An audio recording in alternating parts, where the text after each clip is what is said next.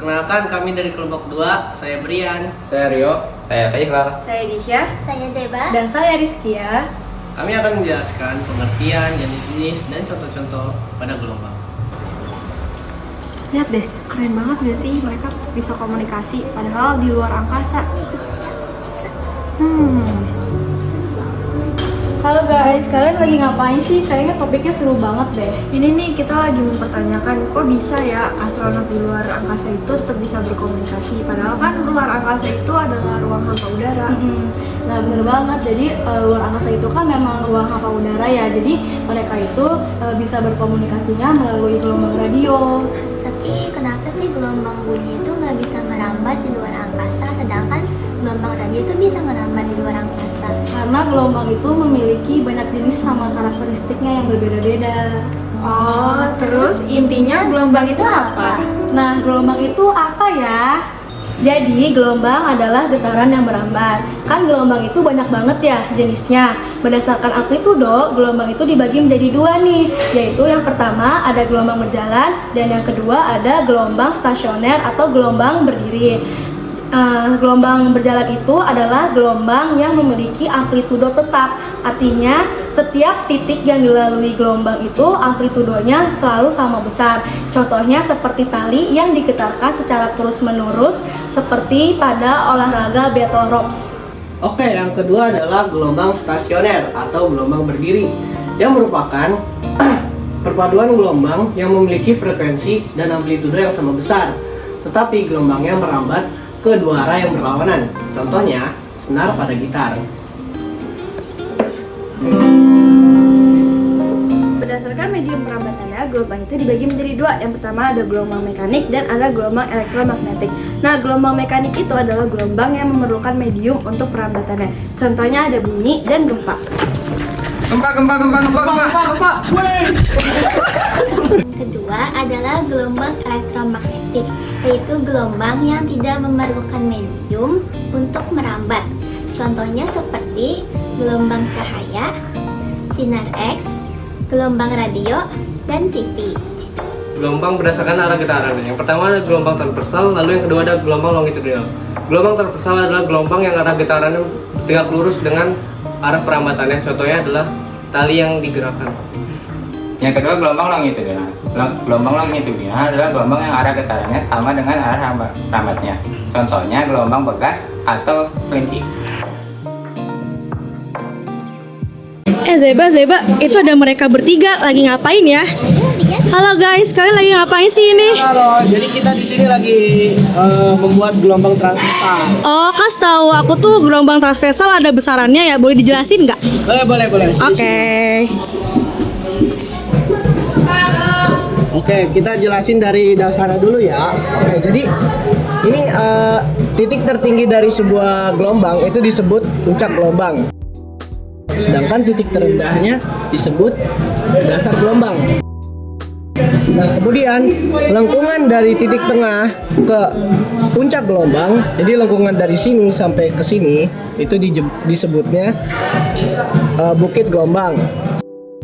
Kan lengkungan dari titik tengah sampai ke dasar gelombang itu disebutnya lembah gelombang. Itu. Selanjutnya ada amplitudo gelombang. Amplitudo gelombang adalah sipangan terbesar gelombang atau tinggi puncak gelombang. Ini ya guys. Nah, selanjutnya ada panjang gelombang, yaitu jarak antara dua puncak gelombang yang berurutan atau jarak antara dua dasar puncak yang berurutan. Nah, satu gelombang itu seberapa sih? Kan kita tahu berarti dari sini sampai sini ya. Kalau setengah berarti dari sini sampai sini. Nah, kalau seperempat dari sini sampai sini aja guys. Kalau 3/4 dari sini sampai sini. Lalu ada periode gelombang. Periode gelombang yaitu waktu untuk menempuh satu buah panjang gelombang. Yang lalu ada frekuensi gelombang, yaitu banyaknya gelombang yang terjadi setiap detik. Seperti itu. Oke, jadi ini adalah contoh dari gelombang longitudinal. Gelombang longitudinal terdiri dari rapatan dan renggangan. untuk panjang satu gelombang, yaitu dari awal rapatan menuju awal rapatan berikutnya, atau awal renggangan ke awal renggangan berikutnya. Berarti kalau setengah cuma sampai sini doang. Nah, kalau seperempat berarti setengahnya dari rapatannya. Nah, kalau 3/4 berarti setengahnya dari renggangan, dari awal rapatan ke setengahnya renggangan. Yang selanjutnya adalah kecepatan rambat gelombang. Apa itu kecepatan rambat gelombang? Yaitu kecepatan rambat gelombang adalah jarak yang ditempuh oleh gelombang dalam setiap satuan waktu. Nah, rumusnya yaitu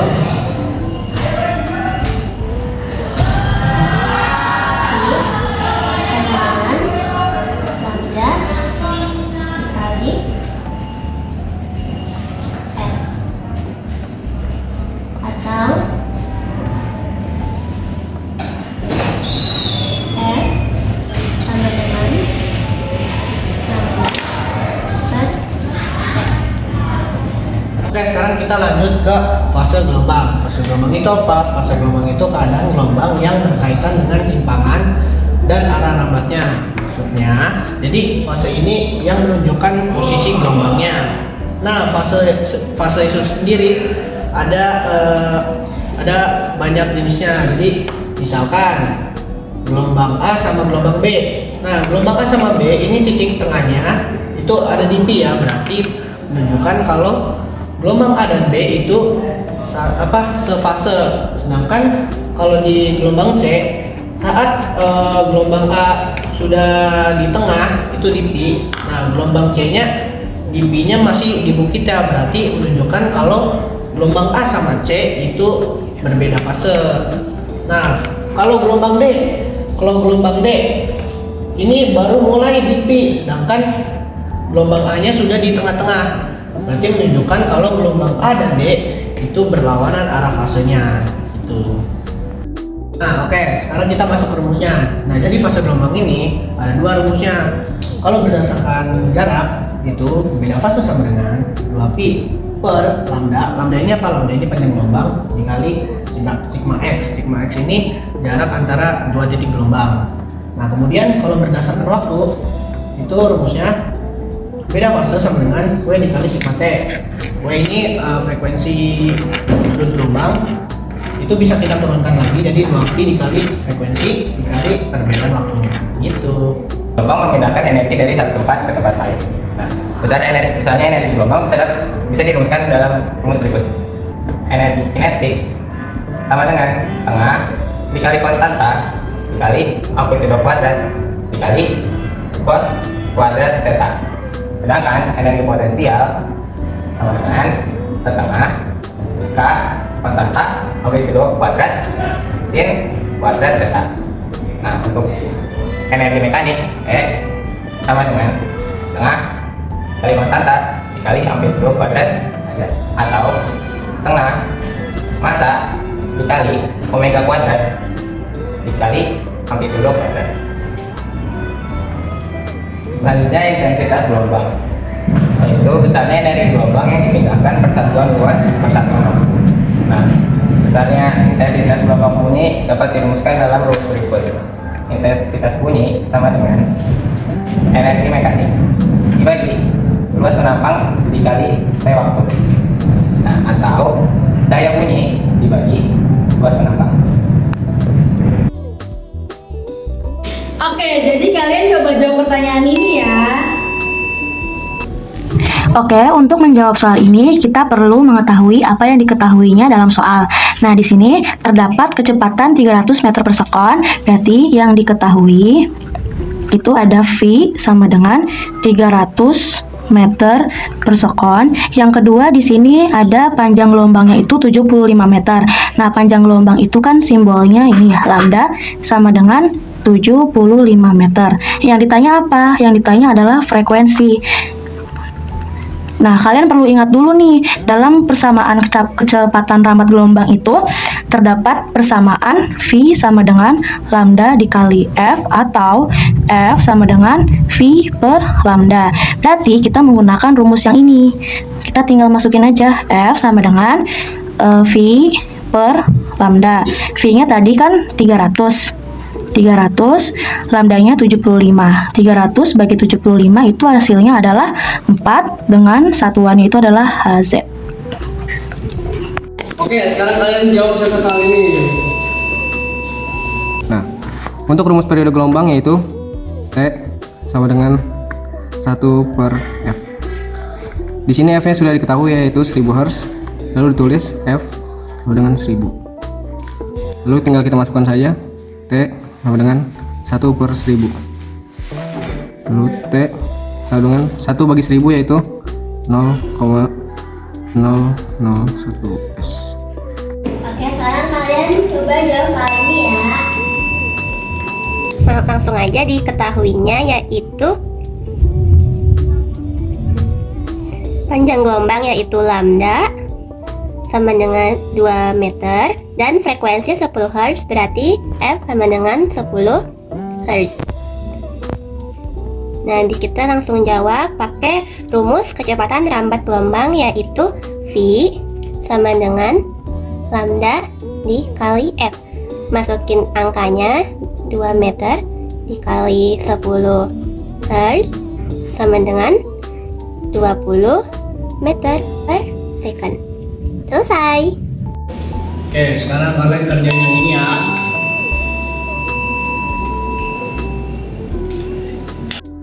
Oke teman-teman, sekarang kita masuk ke pembahasannya ya. Pertama-tama kita tulis dulu diketahuinya. Diketahui sigma X sama dengan 0,75 meter. Terus lambdanya sama dengan 1 meter. Nah, terus yang ditanya apa? Yang ditanya beda fasanya. Nah, sekarang kita pakai rumus beda fasa yang berdasarkan jarak ya teman-teman. Rumusnya itu 2pi per lambda dikali sigma X, yang dimana sigma X itu perbedaan jaraknya ya. Nah, sekarang kita tinggal masukin aja nilainya, yang dimana sigma X itu 0,75, terus lambdanya itu 1, terus kita hitung set dapat 1,5 pi radian gitu teman-teman. Oke, sekarang kita masuk ke contoh soal yang kedua. Yang pertama kita tulis dulu lah yang diketahui apa, yaitu frekuensinya 200 Hz, terus sigma T atau perbedaan waktunya itu 0,0025 detik. Nah, terus yang ditanya itu beda fasenya. Nah, sekarang kita pakai rumus 2pi dikali F dikali sigma T. Ini rumus menentukan beda fase yang berdasarkan waktu teman-teman. Nah, habis itu kita tinggal masukin aja nih, frekuensinya itu 200, sigma T-nya itu 0,0025. Nah, habis itu kita hitung set dapat deh pi radian, yang dimana pi radian ini berlawanan fase gitu teman-teman. Oke, sekarang kalian coba kerjain soal ini ya. Pertama kita tulis diketahuinya dulu ya. Itu masanya sama dengan 0,05 kg. Terus amplitudenya 0,1 meter. Frekuensi sama dengan 10 Hz. Terus ada jari-jari R sebanyak 2 meter. Nah, kita asumsikan saja waktunya sama dengan 1 detik ya. Nah, untuk menjawab soal pertama kita menggunakan rumus E sama dengan setengah M dikali omega kuadrat dikali amplitudo kuadrat. Nah, omega ini kita bisa pakai 2πf ya. Nah, kita tulis saja ya, setengah kali meter dikali dalam kurung 2πf kuadrat kali amplitudo kuadrat. Nah, kita langsung kuadratin saja ya. Jadi 4 dikali setengah 2 ya. 2 dikali massa dikali pi kuadrat dikali frekuensi kuadrat dikali amplitudo kuadrat. Nah, kita langsung masukin nomornya ya.